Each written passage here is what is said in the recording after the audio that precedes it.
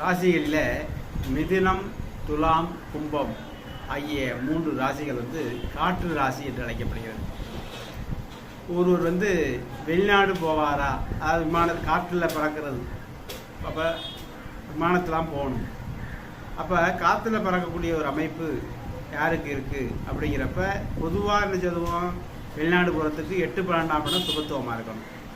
8ஆம் இடத்துல 12ஆம் இடமும் சுபத்துவமாக இருக்கணும். அப்போ 8ல் குரு இருந்தாலும் அவை 12ஆம் இடத்தை பார்க்கும், 12ல் குரு இருந்தாலும் 8ஆம் இடத்தை பார்க்கக்கூடிய அமைப்பு, 4ல் குரு இருந்தாலும் 8, 12ஆம் இடத்தை பார்க்கக்கூடிய அமைப்புகளில் இது குரு இருக்கும்.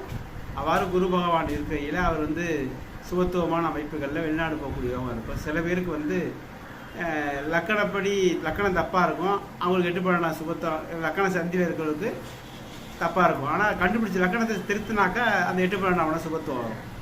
அதே போல் மிதுனம், துலாம், கும்பத்தில் தொடர்புடைய கிரகங்களுடைய திசைகளில் வெளிநாடு